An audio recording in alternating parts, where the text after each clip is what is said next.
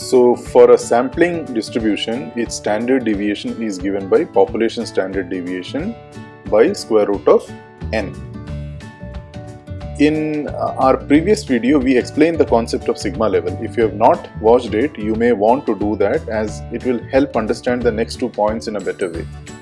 Link to the video is there in the description, or you may want to just find that video on the learning videos page.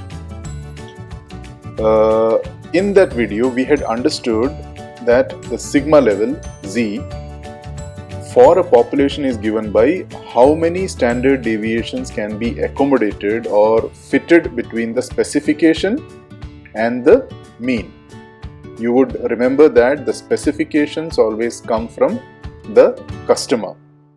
Customers would define the specification, and the process has to be operated to ensure that the process output is always going to be within the specifications. We also had understood that when variation is low, the process capability is higher, as most of the process output will meet the customer specifications, and hence more standard deviation multiples can be fitted between mean and specifications. If variation is high, the process outputs will be spread out from the mean, pushing a significant part of the process out of the spec. Then obviously lesser number of standard deviations can be fitted between the spec and the mean.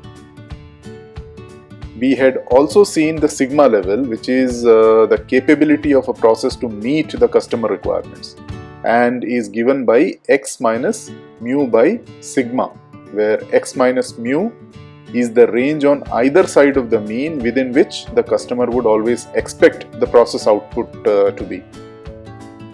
This is also called delta or tolerance.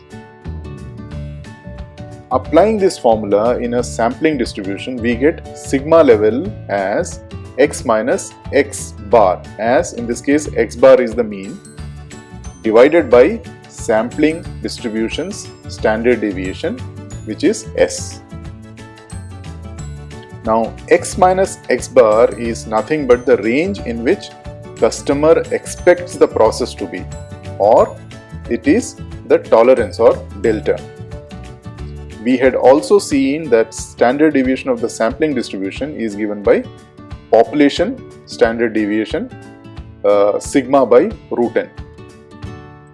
Substituting these values, we get sample size n as the square of Z or sigma level multiplied by population standard deviation sigma by tolerance. Now this is a very important concept when it comes to sampling. It's very important to understand this. So if there is a doubt, I would advise you to go back and check the video that we did on sigma level, and allow the concept to sink in. If required, go through this slide once again. So now we have the formula to estimate the sample size scientifically. So the sample size is given by the square of Z or sigma level multiplied by population standard deviation sigma divided by the tolerance. Now this is a statistical formula. In stats, when we draw inferences, there is always a possibility of some error. Like in this case, we are trying to estimate population parameters from sample characteristics, that is assessment of whole from the part. So there is always a possibility of some error. If we want the error to be minimal, we need a higher effort. So in sampling case, we need to take more number of samples, which in turn will give us a higher level of confidence on the estimated results. In stats, we regulate the computations and subsequently the effort required by deciding something called the confidence level.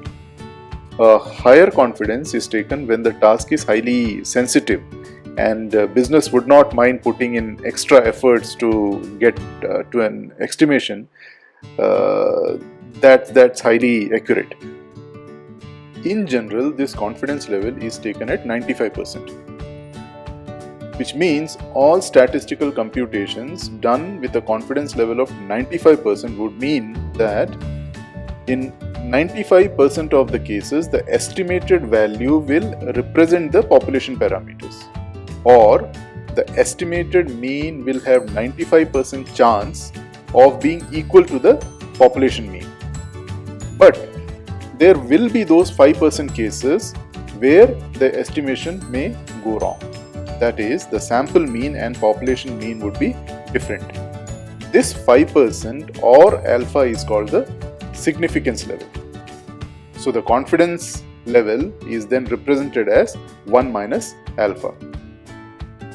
Like we discussed, instances where this error of even 5% is not acceptable, we will have to be ready to put in extra effort to work with bigger sample sizes.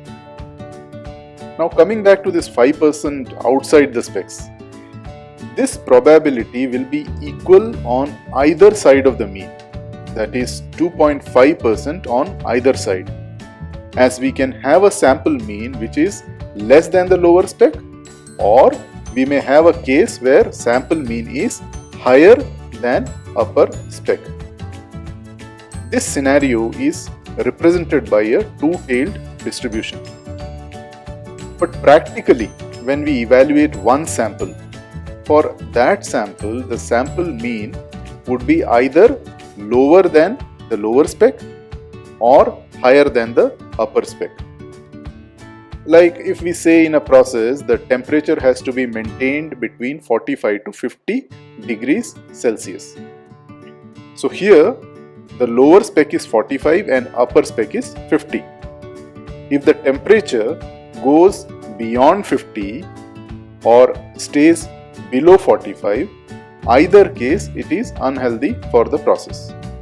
So for a given sample of this temperature, the sample mean, if found defective, will either be less than 45, that is in the lower band of 2.5%, or in the higher band of 2.5% when it exceeds 50.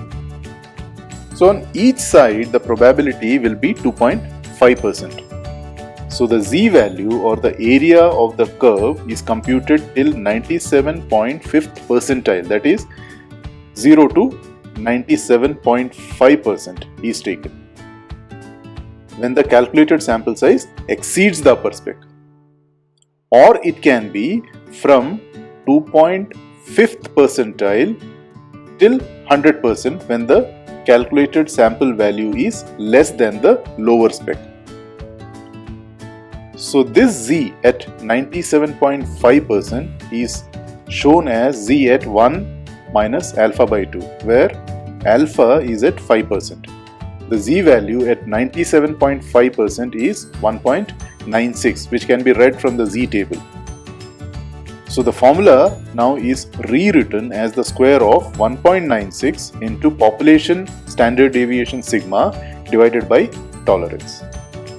This is the formula we end up using in most of the cases to estimate the sample size. Here is the sampling size formula once again.